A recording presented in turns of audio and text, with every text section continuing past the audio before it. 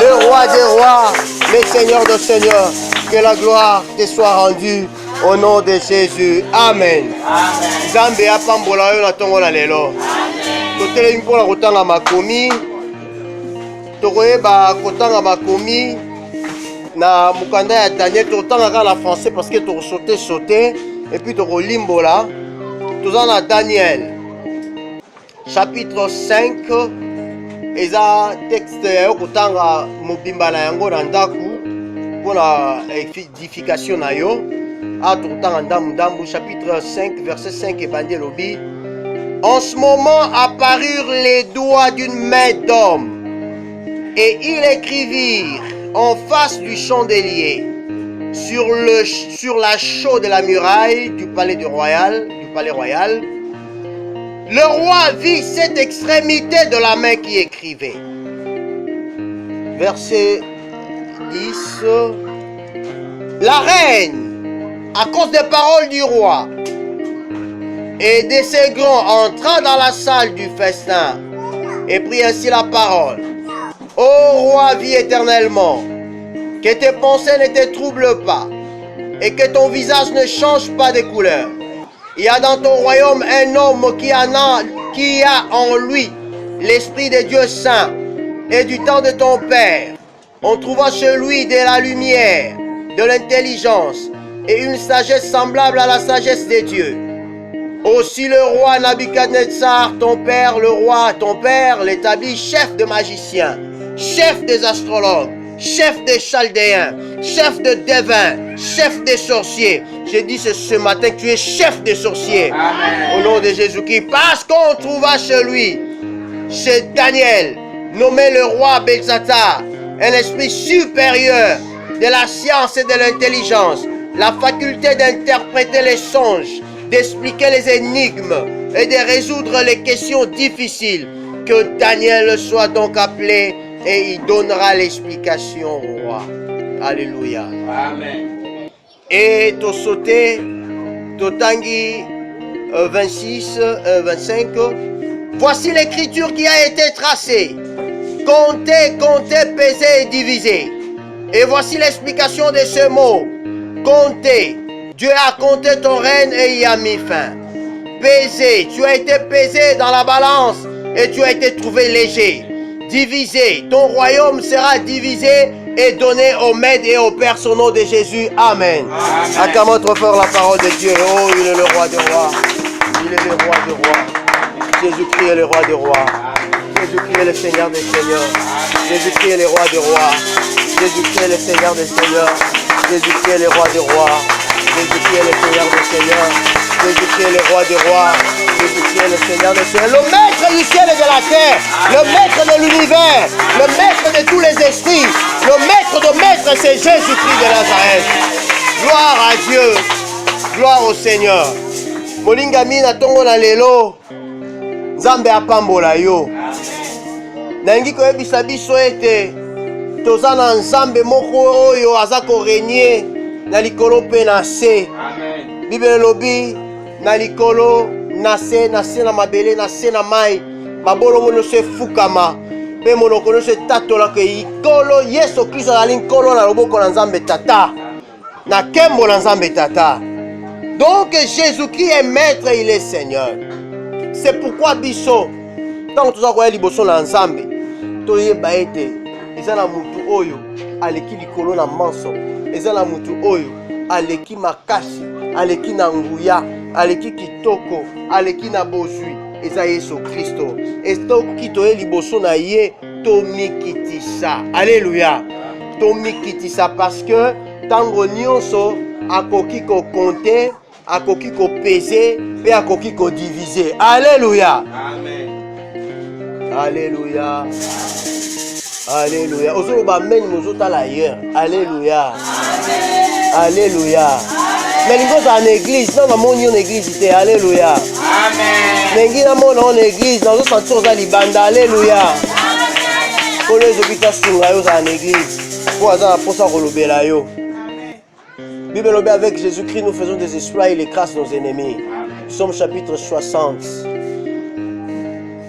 Na kati ya verset wana, ndi yango toza kokomba pour kotesa biso ke Daniel azalaki na Nzambe, asaki makambo minene mpe Nzambe écrasaki banguna na ye. Nakanisi na bande kolimbo ya likambo oyo uta, mais lelo nakomi na 5e chapitre ya Daniel, eza plein de révélations. Nayebi te soki Nzambe akosunga toloba oyo esengeli koloba na mokolo na lelo, mais je le crois. Bien-aimé dans le Seigneur, totangi na ona libuku ya Daniel, na rappelé que Daniel aza parmi batu oyo bakangaki bango na boumbu na Babylone. Bake na bango na balongo bango na Israël, bake na bango na Babylone. Mais na kati na boumbu, Daniel, Meshach, Abednego, Shadrach bazalaki na position oyo ekesanaki na baposition ya bato nyonso. Alléluia. Alléluia. Yo na inayebisa yo ke ata soki bato nyonso tokolela ke pasi ezali, ata soki bato nyonso tokoreklame ke ezotambola te, makambo ekomi makasi, me biso nyonso kati na boumbu wana, biso nyonso kati na esika wana, kati na engumba moko wana, tokoloba langage moko te, bamusu bakoloba langage lokola ba Daniel. Aza na boumbu, maza kobika lokola moumbu te. Aza na boumbu, aza kobika lokola mwana ya mokonzi. Aza na boumbu, avandi na kaya baumbu te. Aza na boumbu, avandi na palais royal. Baza kozoye en charge. C'est ça la position d'un enfant de Dieu. Ata ba bien comme ndenge nini. Bible elobi n'appelez pas conjuration ce que les autres appellent conjuration. Bible elobi ete na Ezipito bazaki na boumbu, metangu Nzamba telemaki.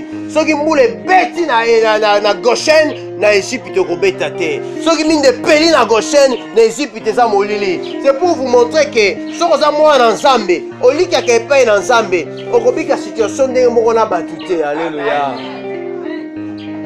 Bible elobi toza ba Nzambe, mais toza kokufa lokola batu, pour toza ko se comporter lokola batu. So bato balobi oh non, mikolo nazoka bien te, po ozoka bien te, non. So babi coronavirus eza na Chine, eza na epai na bango, eza epai na biso te. Alléluia. Alléluia. Ah oui, mwana Nzambe esengeli obika lokola Daniel. Aza kobika ndenge wana parce que azalaki na contact na Nzambe, parce que aboyaki mokili, parce que alingaki Nzambe, lokola aboyaki mokili, Nzambe akomai na posa na ye. Chaque fois que toboyaka mokili, chaque fois que tu vois un avantage au mokili ezopesa, Nzamba koma na posa na biso, pe Nzamba sala biso o mokili koki ko sala biso te. Voilà pourquoi neleko wana roi oyo ayebaki Daniel, ezalaki roi Nabucodonosor. Mais Bible elobi akufaki. Mwana na ye Nabucodonosor, Belshazzar azwaki ebonga na ye parce que ezalaki royaume. Alléluia. Tant Belshazzar aye na kibolenge, aye na baninga na ye, boyebi bilenge tango bayaka na makambo eza kotala bango. Alors bainga kolakisa ke aza roi, aza majesté, aza makasi, tala mboka munene, basoda bozwi et consort, baza kodomine tango na tango, azali kokotelisa makasi na ye. Nde ayaki koconvoke fête moko ya munene abengisi baninga na ye plus de 1000 na baroi bamisusu plus de 1000 abengisi bango alobi lelo tokolia tokomela parce que le roi fait des dons, le roi fait des faveurs, bato nyonso bakobika esengo. Alors ntango babandaki kolia mpe komela, Bible elobi amelaki masanga bakisi lisusu oyo azalaki na yango, nde azwi lisusu orgueil makasi, asengi bamemela ye bakalisi, bavere, babiloko oyo ntango tata na ye akangaki bana ya Israel na boumbu, bayaki bazwaki biloko ya tempelo ya Yawe, bayaka nango na Babylone. Biloko ya tempelo wana tata na ye atiaka yango lokola ornement, ezalaka aza kotala, aza kokumisa banzambe na ye ya libanga, ya nzete, ya ekeko, mpona koloba ete Babylone nde baza makasi, nzambe na bango kemosh ndaza makasi. Mais Bible lobi tango Belshazzar azako sepela na esengo na ye, c'est pourquoi il faut faire attention avec les fêtes. Alléluia. Il faut faire attention avec les fêtes. La kata ba fête surtout tengi na Bible to monete la ba fête mingi bato belé ba pengwaki. Na ba fête mingi bato belé ba kufaki.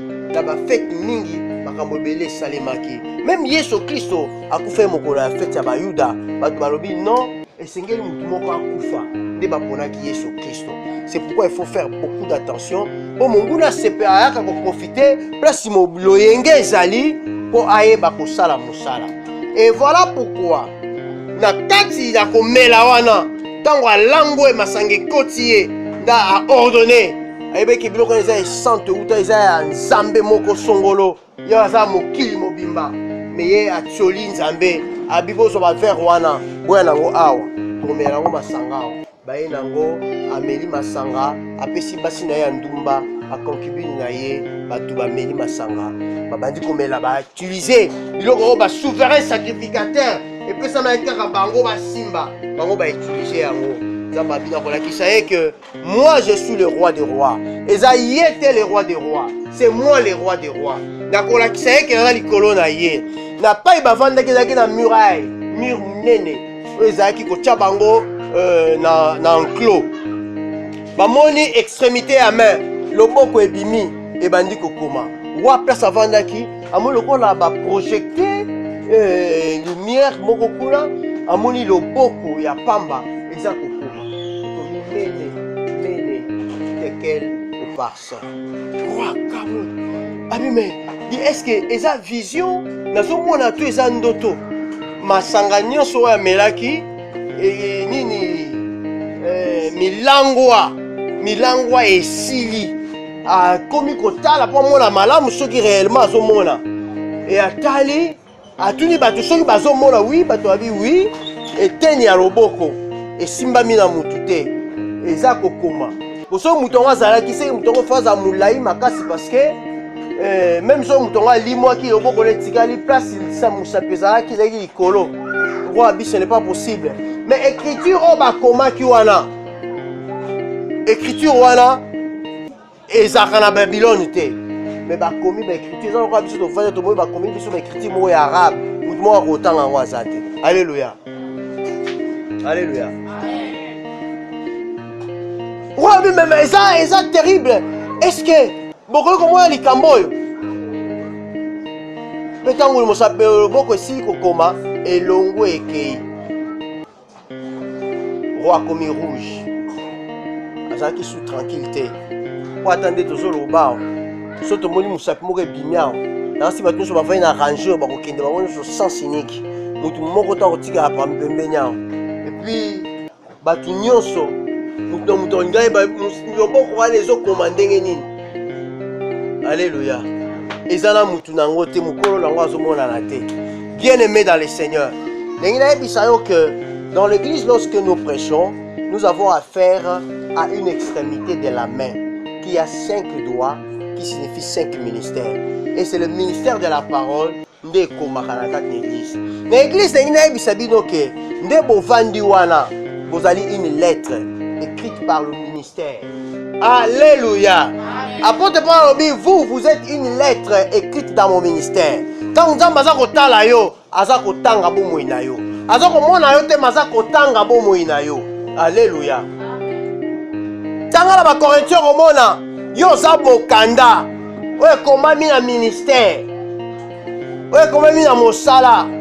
Motei nyoso za na ministère soka telemi awa. Il écrit aza kokoma na bomoi na yo, il écrit. Oh, gloire au Seigneur. Ozali lettre. C'est pourquoi ceux qui réellement bazo koma pe so koma na bomoi na yo, soko bimi libanda ou be so soki na famille na yo, bakotala ba reconnaître yo te. Bakotala ba reconnaître te parce que le ministère a fait son travail sur toi. La main de Dieu t'a touché. Le ministère, c'est la main de Dieu. C'est le doigt de Dieu. Son tali na Égypte, Israël. Donc nous avons un miracle. asalaki miracle molili ekotaki na Égypte magorode bimaki bamiselekete banani sauterelle tout ça ezalaki na oyo mosusu esalemaki ezalaki bapu basili ekotaki ekendaki ntina mbeto ya roi koti ye na bilamba ntina mutu na ye babengi bamagicien balobi boya kotala likambo oyo parceke bamiracle nyonso baminani bazali kosala bango mpe bazali komekola bien ke mosusu bazali kokoka te bazalaki soki abimisi nyoka bango mpe basali nini babimisi nyoka mais heureusement ntango babimisi oyo ya bango nyoka le grand serpent a tout avalé alléluia de l'évangile oyo toza na yango il avale tous les serpents des magiciens des devins et des sorciers c'est pourquoi le Seigneur a établi Daniel. Il nous a établi aujourd'hui les chefs des magiciens, les chefs des devins, des sorciers, des astrologues. Oh, bino bosande bobi ameni te poani. Bino boboya. Ezande bino. Eza bino, tu eza bino te. Alléluia. Yo za chef de société. Oh, Zambe la ngai. Zotomo bazali awo.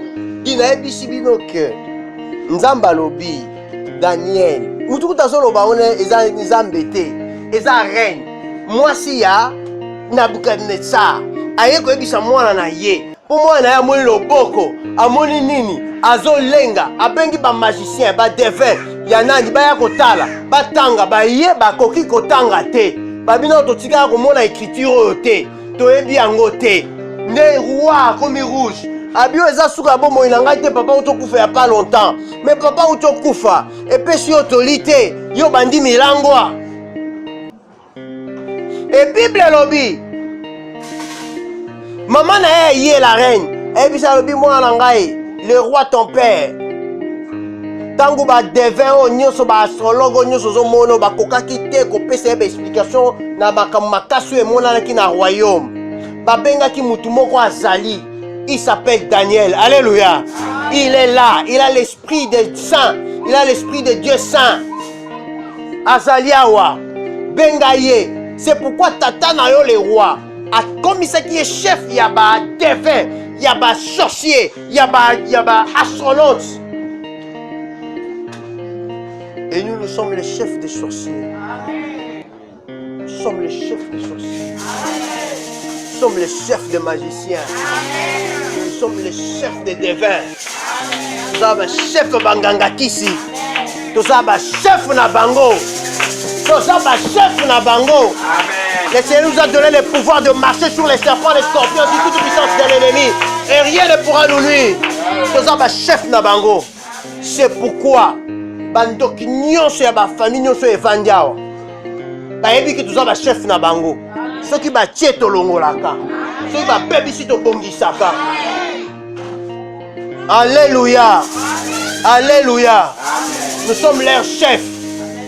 Je confirme, nous sommes les chefs des sorciers. Les sorciers sont en matière makolonabiso. Bangangakisi bazana sela makolonabiso. Nous sommes les chefs des devins des astrologues. Au nom de Jésus-Christ, nous sommes leurs chefs. Parce que nous avons l'esprit de Jésus en nous. L'esprit de Jésus-Christ, l'esprit supérieur. Bien-aimé Sebino, Sorozako Sambela, tu t'adonnes plus dans la prière, plus dans la parole de Dieu. Nous avons un esprit supérieur. Le qu'on appelle ça qui est Daniel.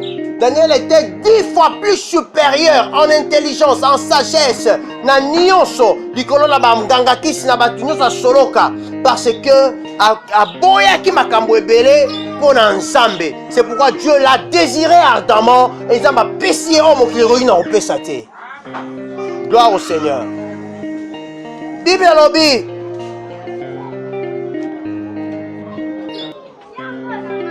Ba magicien ba ye ba meki ba kokite. Banganga kisi ba kokite. Le roi landi conseil à reine. A bengisi Daniel. Daniel a ye yo kama ba Daniel. Daniel a ye roi ebisi abi Daniel mo makamula lobi na Isaïa. Batu ba koki angote. Mais yo so koki angola opesa ba cadeau pe na rosala ko comme troisième personnalité la royaume. Daniel ebisi batela bozuna yo. Battez-la, badon na yo. batela ba collier na yo naza nango posa te mais o naza nango nakopesa o néanmoins l'explication de l'écriture. Alléluia. Soki oboyo batu baza nango posa nzambe akopesa yo mokili ekoki na kozwa te. Il est le roi des rois. Il est le roi des rois. Oh, le Seigneur des seigneurs. Nzambe alikaka confirmer na Bethesda que Daniel ndaza wana za likolo ya batu na yo nyonso. Et il faut otia ye likolo. C'est pourquoi abiatiki position oya kozala. Bien aimé bakosa ote. So oza mutu osambelaka nzambe, obangaka nzambe, oza koumela liloba na nzambe. Okozala na une position. Ata ozali pauvre. Bato bamono pauvre na ndako na oya muke. Mais yebaka nzambe ntango ozotala o, il te faut dans une position. Dans une position quelconque. Une position oyo eza ya mokili te. Une position oyo soki bato ya mokili basuki yo koki kosala quelque chose. Une position oyo bato ya mokili banganga nkisi bakotala yo batangi yo bamoni yo koza chef na bango. Nous sommes les chefs des magiciens. Nous sommes les chefs des sorciers de nos familles. Bazana sena biso. Sena mibeko na biso. Daniel ayebisi alobi. Pesa tari yo zalaki awa. Oyebaka mosalamaki epa tata na yo. Tata na yo asalaki lolendo. La Bible dit l'orgueil précède la chute. Bien aimé la mokili. Tout ça la biso nyonso. Zala na ona ba fier na yo. Mais na lolendo te. Alléluia. Orgueil eza mabe. Ça na ba fier na yo. Tant likambo monani mikiti sa place sengé ko mikiti sa. Parce que l'orgueil précède la chute. Cause la fier ko milinga, cause la fier ko milinga. Ko milinga eza mabe te. Alléluia. O milingi yo moko po lingi moninga na ondo milinga yo moko po nzamba permettre yango. Alléluia. Abilinga moninga na yo ndeko milingaka yo moko. Zala fier na yo moko pe zala fier na moninga. Alléluia. Wana eza problème te mais l'orgueil, l'arrogance. Ouais ça que muto mona moninga eloko te. Ouais ça que muto considérer il se voit sage dans ses propres yeux. Il se voit yemoka koka. Amona te que mutu nya ko yebise sur ka mususu. Alléluia. Amona conseil ya ko yanda te. Azomona mutu nani epai na ya ko mikitisa te. Même au thé nyonso, Bible besoin recommander biso. Sala toujours, na motei mususu, ozo placer supérieur na yo, auprès de qui tu vas t'agenouiller pour assembler la pona yo, auprès de qui tu vas donner ton offrande, ton action de grâce et ta dîme. Alléluia. Alléluia. Nasema motei moko awa na kisha sawa. Soka te ata makamio sa sala ya malamu ya makasi tout ça. Oka tangi alobi. Tangu nzamba pambolinga nazo bongisa dimpo ke pesa. Tata na ngala ko ndima tel part patangi kombo na ye. Parce que bato omo ndi ya sukisaki. Alléluia. Mais tant que lo bazo rappeler lo voilà c'est pour enseigner beaucoup. Alléluia. Ebisabi papa na yo zoki lolendo. Nzamba longoli ye na kiti na bokonzi pendant 7 ans. Akitisi ye. Atindi ye na zamba. Epai wapi. Yazalaki roi. Ba roi na tenya ki ngwa avant na koma awa. Akei akomi kolia matiti lokola ngombe. Mazaki roi. Londende likolo na ye. Azolala na balabala pendant 7 ans. Nzamba lingaki alakisa eke nzamba za nzambe, il est le roi des rois. Poye alobaki Nabucodonosor alobaki c'est ici la grande Babylone. Na sali on na mayele na ngala makasi na ngala bwanya na ngai. Tala eloko na sali. Po Babylone ezaki kitoko makasi. Alléluia. Mais nzamba ngai alakisa eza yete, eza nzambe. Makamyo so moto samba na mokili eza nzambe. Soko za na mbongo eza nzambe mutapesi yo. Soko za kitoko eza nzambe mutapesi yo, nzambe mutasali yo boye. Soko za mayele eza nzambe mutasali yo. Alléluia. Soko za ba faveur c'est Dieu. Bible lobi nzamba bi na ko sala o reconnaître que ngala za nzambe. Ta mukolo ko reconnaître de mukolo ko bikisa yo. Akendaki na liboma esalaki 7 ans. Parce que chaque fois que conscience de zongelaye a ondimate. Chaque fois que conscience de zongelaye a ondimate. Mikolezo leka. Et comme ça, ta 7e année, tant que ça, c'est Zongeli Atali Kolo, Atali Banyama. Parce que Kobikana Banyama, na Bandeke. Atalabi, non, éternel, tu es roi, tu es Seigneur. Zambalobi, alors, Téléma, place aux alliés, Oko Zonga na Kita Bokonzi. Bibelobi, et obite que roi Moussou soit remplacé qui est. Ça dit, Nzambe sont à place yo, yo. Amen. Attention à l'ongoli wana pona l'olendo. À garder un pour yo pour se repentir et à regarder pour yo. Pendant 7 ans, roi Mokota Zaki ko régner à Babylone. Bibelobi tangu kaka mokonzango azongi na ba mandefu ebele koli, ba suki ebele koli lokola nyama na zamba. Batu baye, bakati ye yango, babongise babi mokonzi, zonga le bonga na ye. Alléluia. Pe a télémé lobi, il n'y a pas de Dieu si ce n'est l'Éternel. À reconnaître ça. Abiyot ne bâtit ça au makamboyo. Mais tu as fait fi de ça. Au tsoli nzambe. Au bengi ba makangu na yo na baninga na yo. Bozui ba kopo ya kitoko ya nzambe oyo ba souverain sacrificateur ba salela. Bomeli yango masanga. Bomeli lotoko. Bomeli yango akene. Bolangwe. Botsoli nzambe bosakani na ye. Yango nzambe abimisi loboko wana. Loboko wana nde kateli yo etumbu. Nzambe abimisi loboko eteni ya nzoto ya mutu ekatela yo etumbu. Aboko bimisa mutu mobimba. Abimisi eteni ekatela yo etumbu. Nakotangela o makomi wana. Bien aimé, omoni Bible oyo. Ce n'est pas tout le monde qui lit ça et qui en donne l'explication.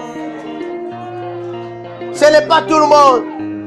Bible obi la Deutéronome 29.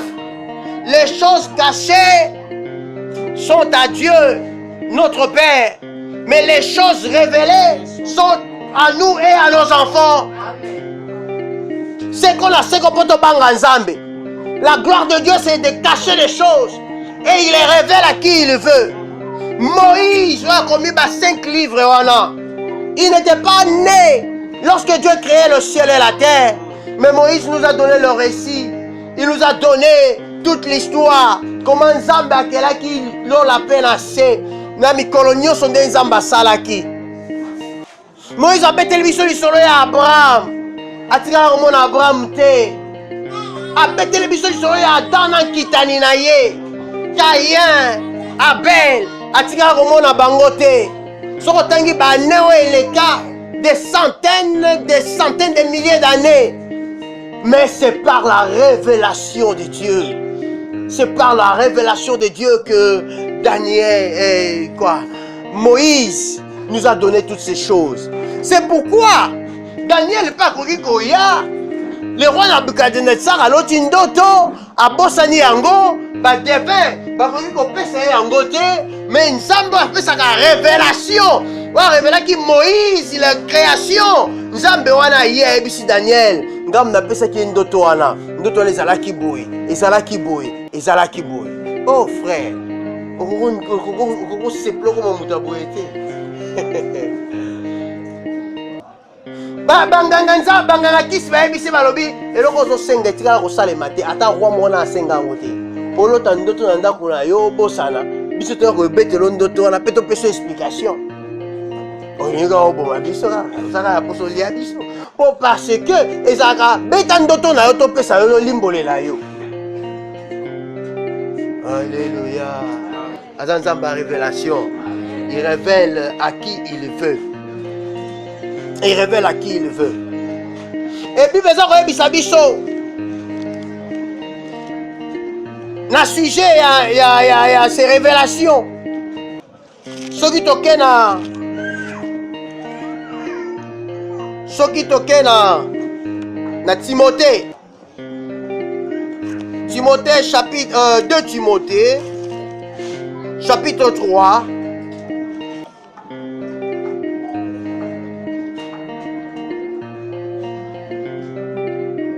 Pas de Timothée, ça doit être un Timothée.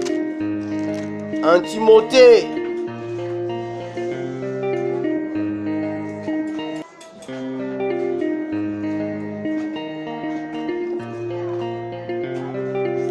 Là où la Bible dit écriture est inspirée de Dieu. 3:16. Oui, voilà, j'étais là même. 2 Timothée, hein? 2 Timothée 3:16. Babi, toute écriture est inspirée de Dieu, utile pour enseigner, pour convaincre, pour corriger, pour instruire dans la justice, afin que l'homme de Dieu soit accompli et propre à toute bonne œuvre. Alléluia.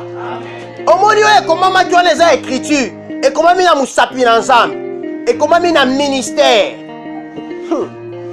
Au moins, nous avons fait ça Moïse Mibeko. A comment qui yango na musapi na ye. C'était les doigts de Dieu et comment qui n'a pas tablette. Le doigt de Dieu a écrit. Alléluia. Et on appelle le doigt de Dieu a écrit sur la muraille. C'est le doigt de Dieu. Alléluia. Pepa epa yozali, pepa epa yozali. Musapi na nzambe tango ekomi espèce comme écriture. Si on va se ebisa, tu es apôtre Paul a ebisa biso abi écriture nyonso zo mono yo ezala awa et pe mami na nzambe et uti na nzambe et komami pona yo pour corriger yo, pour enseigner yo et convaincre yo pour comme utile pe propre na misala nyonso ya malamu. Alléluia. Alléluia. C'est pour apôtre Paul dit aux lettres nangai écrit par mon ministère. Vous allez lettres. Vous allez lettres. Mes lettres. Oh, que Dieu vous bénisse. Alléluia.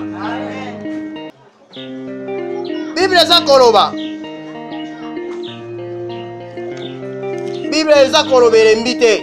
Je crois la 2 Pierre. Hein? C'est toujours 2. Hein? 2. Hein? 2 Pierre.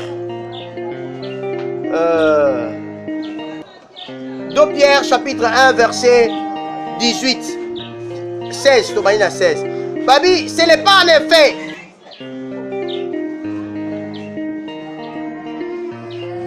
Non.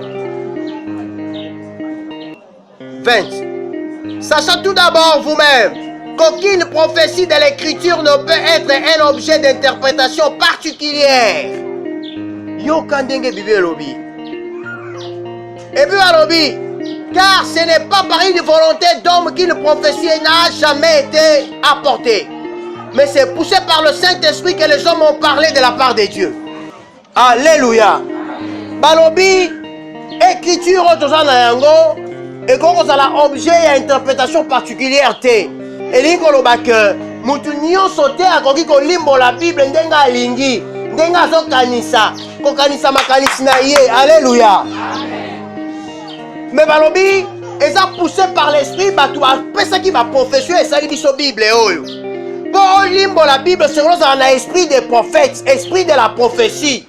Selon l'esprit de la prophétie, tu ne peux pas interpréter. Il faut un esprit à moutou à tina kililoba. Alléluia.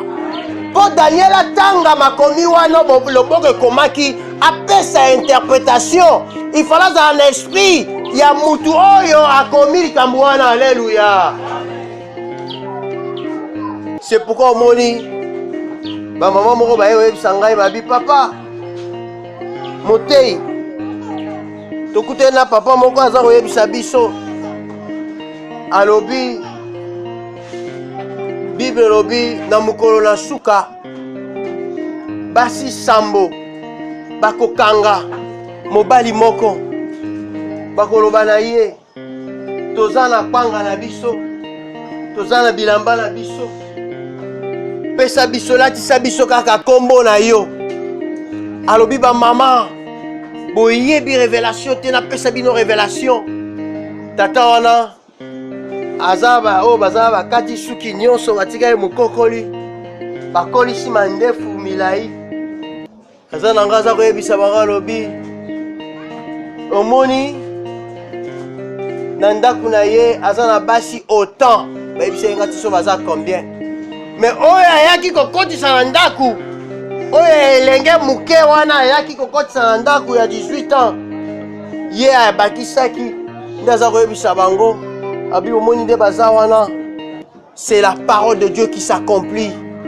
Au Bible, na tango asuka basi sambo bakokanga mobali moko ndomoni bango bayebele ngala za ngai moko bango bayebele baza kowelela nga baza wana sikoyo ngai nakopesa bango be kombo na ngai bakobenga bango kaka mwasi ya mosakoli songolo bango nyonso balati kombo na ngai me oyo etali banga na bango bilei na bango bango moko oyo etali bilamba na bango bango moko ngai naza kuna te soki olingi napesa bino verset je vous donne ese mama oyo ezali oyo babengi interprétation particulière bazali baza na baeglise awa partout balobi ke écriture wana ezokokisama epai na bango il faut bango bazwa basi ebele mais c'est parce que ils n'ont pas reçu l'esprit de la prophétie,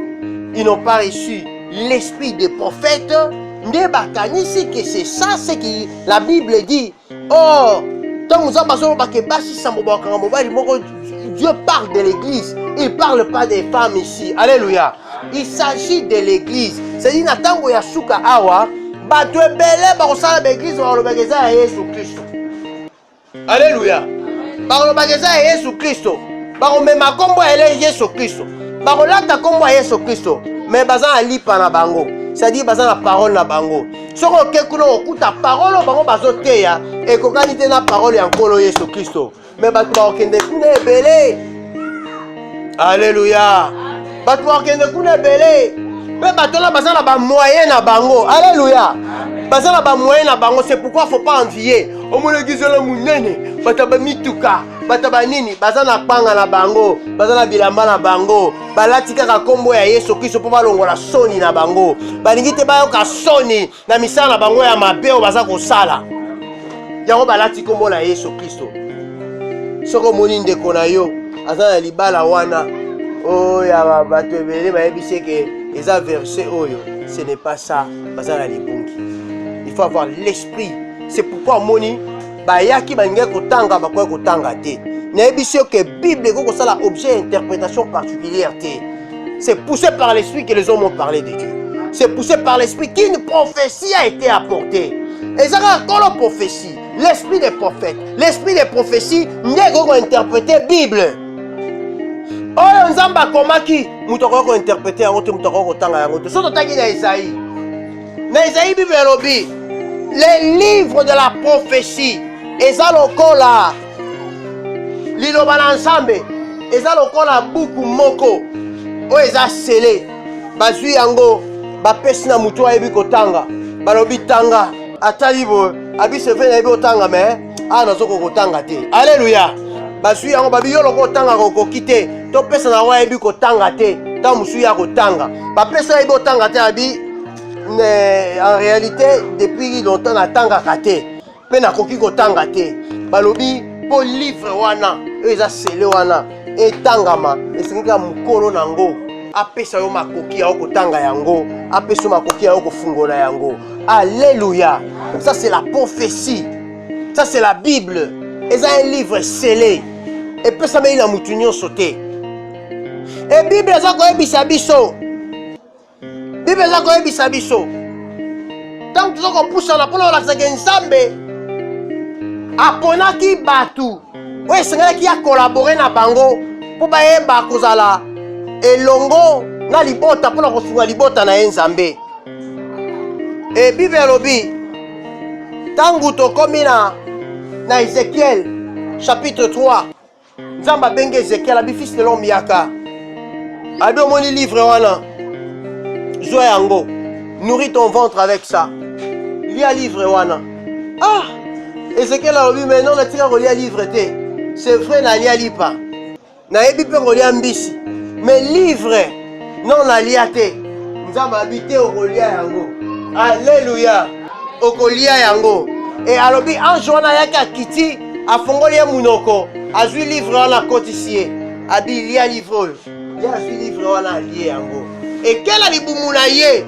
Et ningisi ye libumu. Pelongoli ekime ya bomoto.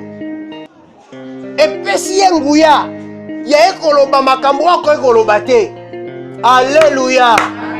Alléluia. Nde sikoyo Ezekiel atelemi abinde na komba ko prophétiser pour na mela livre. Oh frère, mela livre ko livre yango yo. Oko mela ngo te mon ndeko. Po nini yo lingi ba nyonso ngo mela livre te.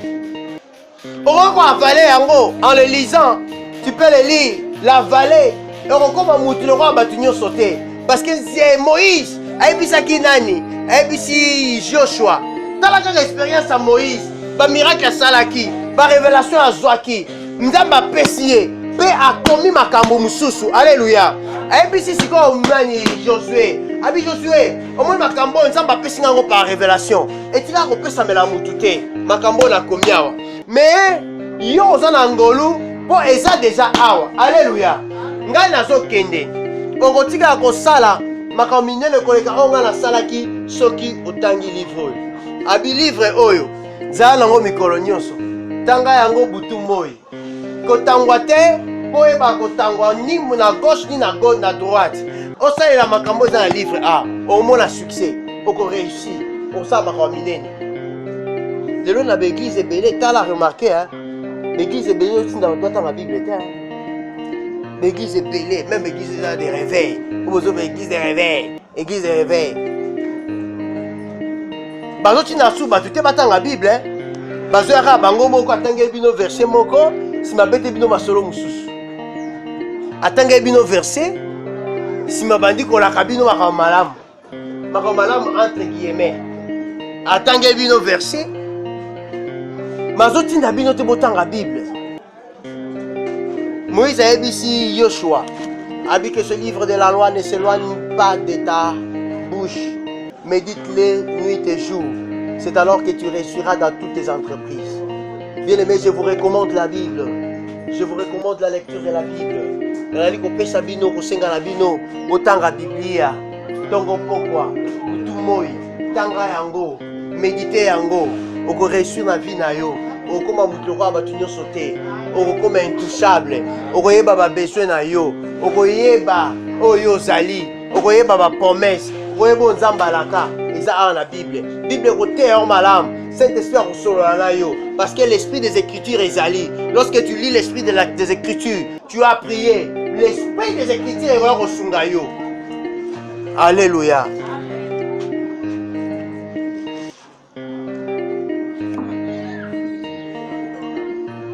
Les livres, Bible les a fermés par Batebele. Bible les a fermés. Tout ça on a bandaku. Mais tu as tangate. Bamsou baza on a téléphone. Mazo tangate. Soka komika la place où on a cliqué tant. Amoli la Bible. A sekina koseka. Abi la Bible.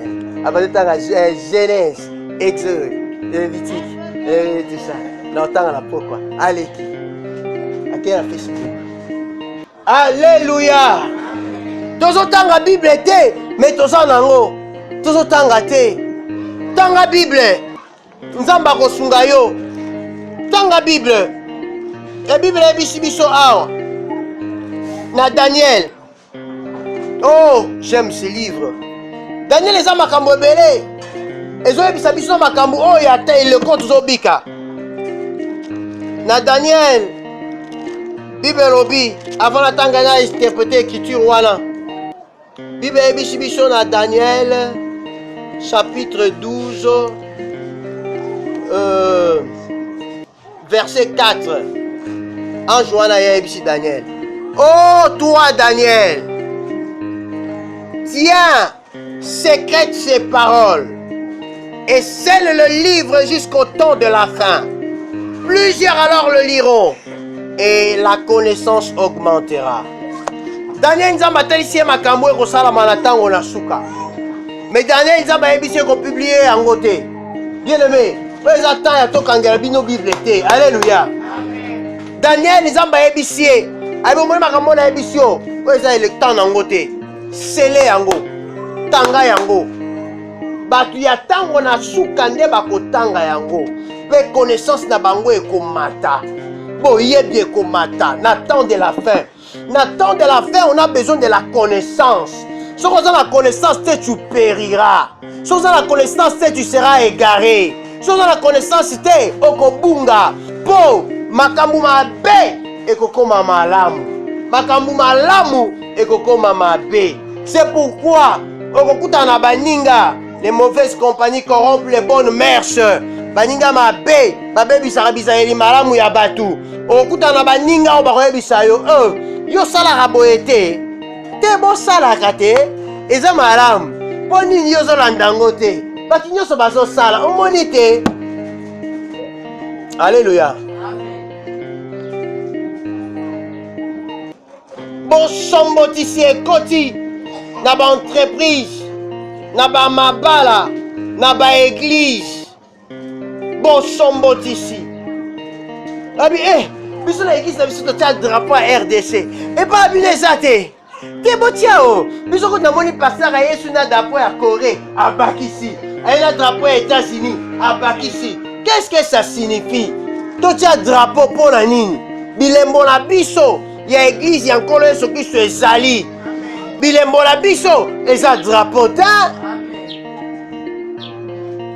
Donc, on a un drapeau à RDC, surtout dans la cérémonie, il y a circonstances morales, on ressemble pour la RDC, tu es nango awa, tu sambeli, peto longoli yango. Tu retiens le drapeau awa. Pour me connaître, ce qui est un gâteau, vous me la drapeau.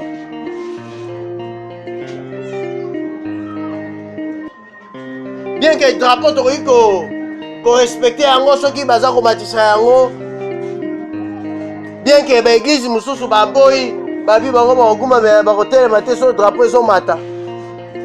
Ils ont compris de leur manière. Mais ceux qui nazoleka mo bazomatisa drapeau ou bien naza na école bakomatisa drapeau na kotelema mais nakoya nango na église te. Alléluia. Drapeau ya osali na église. Oh ah oui, homme de Dieu. Non non, moi aussi je vais amener nakotia drapeau na église. Au drapeau, pourquoi? Alléluia! Bon, ça, l'attention, même là-bas, en abisso, on va se coller, bah, dessin animé, et ça, yako bébé, ça. Bah, dessin animé, nous, sous ça, Rolandate. Au moins, il y a mon entend, dessin animé, et ça va dessin animé. Ma fille m'a vanne, petit gavant. Non! Non! Il y a des dessins animaux, il y a des démons et commis ébélés. Il y a des démons et commis ébélés. Parce que ça va tout que, Oroki Kozana, Amina, Omo Kozana Mai. Aza, moi, si qui toque comme ça, l'opélé. Le gars là, mbisi. Yo, Oroki Kozana, yé, camarade, so, ça, pour ça, qu'on benga, on ressent la cérémonie, boye, ok, au bengi, au couteau, naïe. Oroki peut recoter la maille, ok, comme ça. Mais c'est grave. Ozomona ba dessin animé baza koya na basine baza kotia basine bo ba dessin animé baza ko dit baza la basine moko kabbalistique baza ba seke ba dessin animé ma seke ba dessin animé zo la savoir que tu peux avoir un pouvoir, tu peux voler, tu peux faire tu peux avoir des pouvoirs comme ça. Bala bazo c'est là. Oh, j'ai le pouvoir de tel. Non, c'est faux. Nous avons le pouvoir de marcher sur les serpents et sur les scorpions et sur toute puissance de l'ennemi et rien ne pourra nous nuire. Tout ça va pouvoir voler terre, ça va dire non. Non, bon, son moti c'est koti. Na bambala, ba marié, ba comme ça, du n'importe quoi. Pour se satisfaire, bien aimé. Le plaisir du monde, le plaisir aux ambapés na batu. L'usage contre nature, il faut éviter. Il faut éviter. Oh, non, ça n'existe pas. Oh, Nzambalobinde Ezali. Oh, Nzambalobinde Ezali. Tout ce qui est usage contre nature, ça n'existe pas. Sexe avec le sexe, c'est fini. Bouche avec la bouche, c'est fini. Le reste, c'est démoniaque, c'est injurier Dieu. Et ça, quand tout ensemble, quand on est dans la malédiction dans ma famille, ce sont des abominations. Et ça, qu'on maudit, qu'on bébé, ça même colo.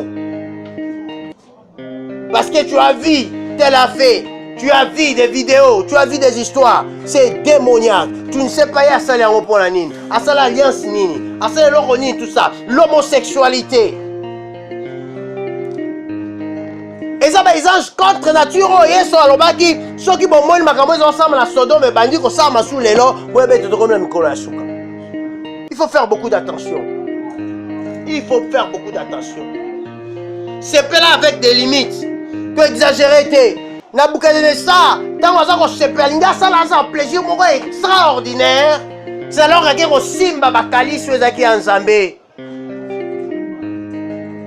Akeko Simba Bakali si en Zambé et le boko épimi. Le boko est commis mène tekel par saint par saint. Bien-aimé dans le Seigneur. Bible Zagoïb Sabiso, l'Apocalypse, chapitre 1er, verset 3. Heureux celui qui lit, et heureux ceux qui entendent la parole de cette prophétie.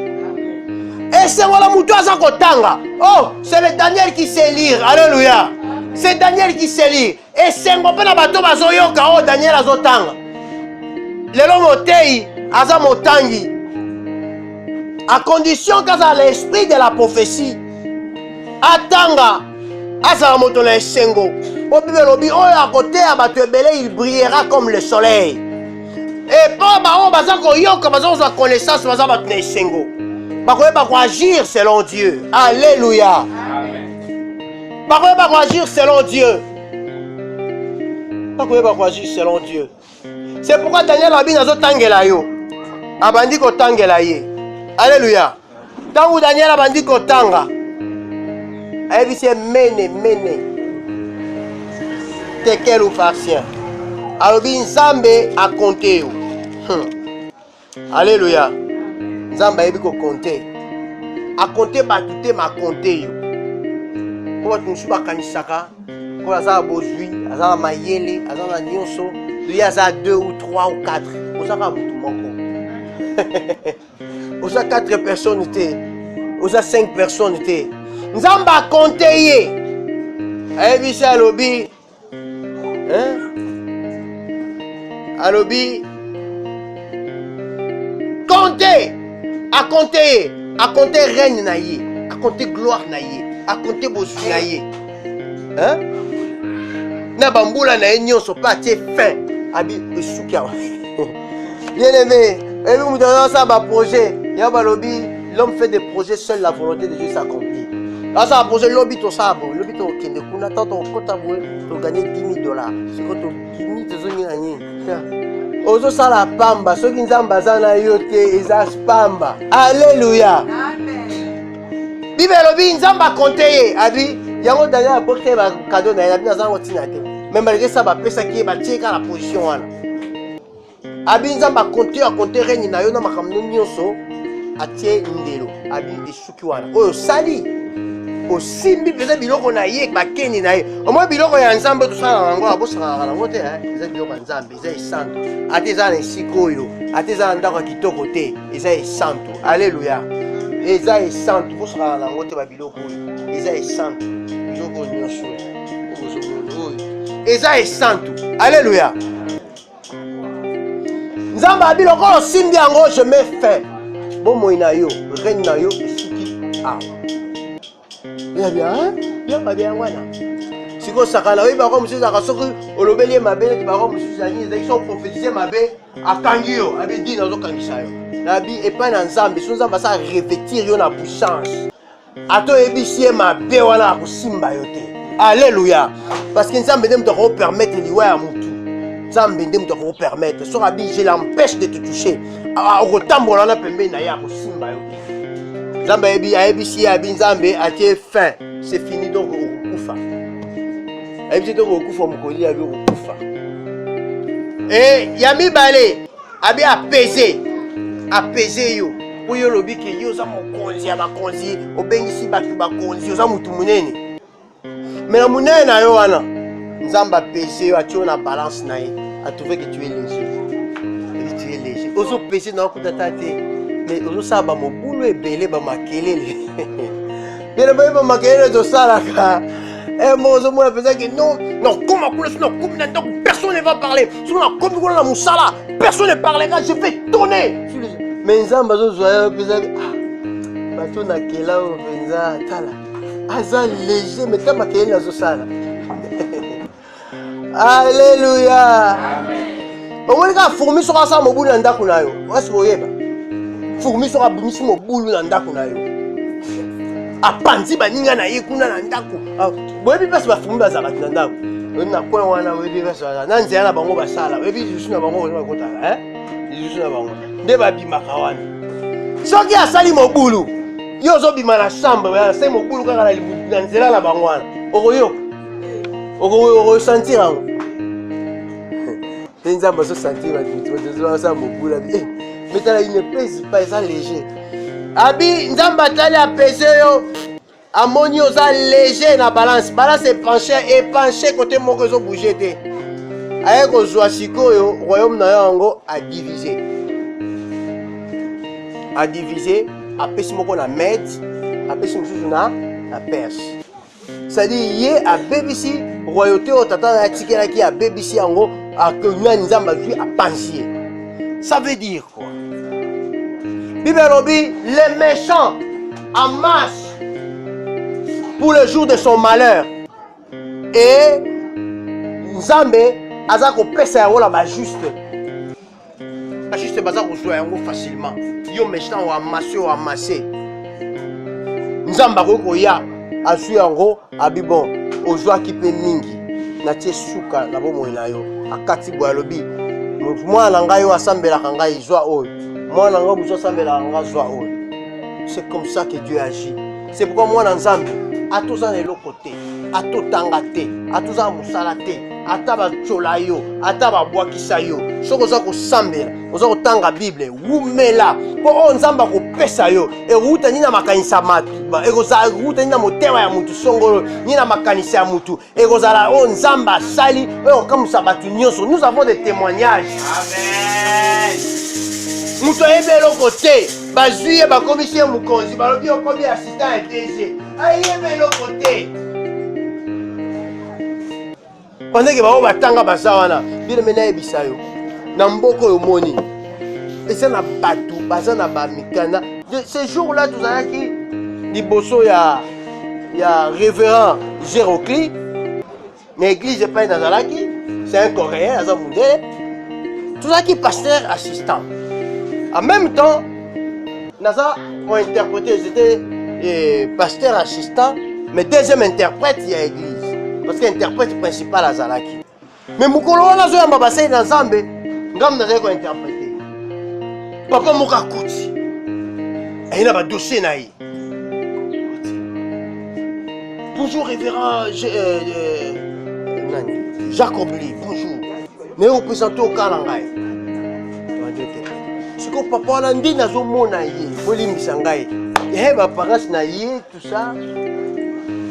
Je ne pouvais pas croire makambo zoloba eza ya solo alobi ngai naza mosali na nzambe nasala koboye alobi makambo nyonso wana nainterprete mais koloba natangi mingi nasali théologie nasilisi nasali pene kosala doctorat. Je suis docteur en théologie.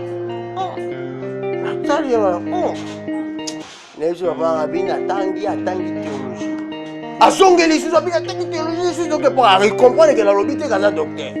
Mais je suis docteur en théologie. Asali théologie. Ah, pasteur, on va docteur.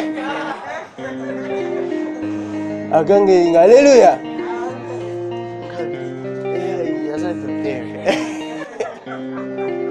Pour se dire, dans notre temps, on dit que Aza docteur en théologie. Mais ça docteur en théologie. Ah, mais ça docteur en théologie, on va interpréter. Ah, docteur en théologie.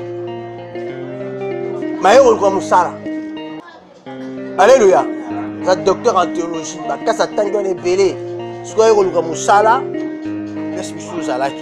Ce n'est pas que Nabaneki Koboya a remplacé Ngaï, non. Et ça a apparence. Alléluia. Ça dit que mon pamba, mais ça pamba. Connaissance est ali. Diplôme est ali. Mais a vu chance aux hommes salaté, a vu chance aux la place du Seigneur salaté, yebi pété a vu chance pe aye balaté, ata ba yebe ke muto azala nini tout ça, azo souffrir le la tour comme des mortels. Ceux qui nzamba sali on. Kangama na. Amen. Alléluia. Alléluia. Bien-aimés dans le Seigneur, je voulais terminer en disant,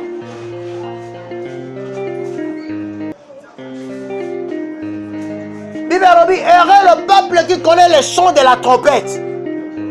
Et c'est mon amutu oyo, ayebi son de la trompette. Son de la trompette, c'est-à-dire les lecture wana. Oh baza ko tangela yo.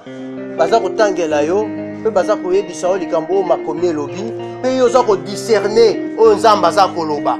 Soko discerner, une fois l'Éternel parle, deux fois j'écoute ceci. C'est-à-dire soko za ko yoka deux fois comme écoute un disciple. Soko za ko discerner o elobi nzambe. Soko kangami na iloba na nzambe. Soko vandi na makomi, o tikali na mokalo na nzambe. Bien-aimé, l'Éternel te donnera tout ce dont ton cœur désire. La Bible dit, comprends ce que j'ai dit et l'Éternel te donnera ce que ton cœur désire. Tozalaka eloko motema na biso elingaka, mais toyebaka yango te. Totatonaka pona koluka esengo de gauche à droite. Mais nzamba yebi o motema no ezolinga. Nzamba bi sala ye esengo na ye.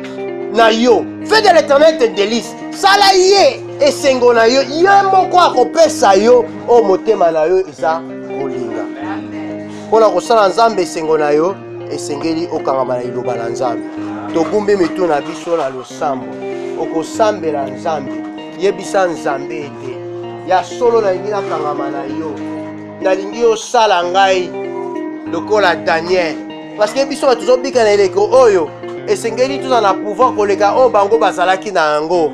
Parce que biso Yesu Kristo akufi asekwi. Pa ebisi biso na pesi bino pouvoir. Pe o aza obika kati na biso za Yesu Kristo. Bango molimo bande koya pona mwa tango pe ezokokende. Biso za Saint-Esprit en permanence kati na biso. Yebisa nzambe apesala yo koleka o asalaki Daniel.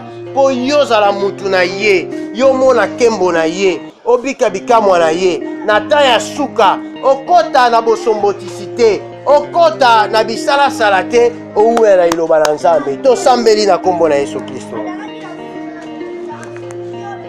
Seigneur Jésus, nous te bénissons, nous te louons pour ta parole. Tu es Dieu, aide-nous à devenir ce que tu veux que nous soyons. Que la gloire, l'honneur te reviennent à perpétuité au nom de Jésus-Christ. Nous t'adorons, nous te louons. Au nom de Jésus. Merci Seigneur.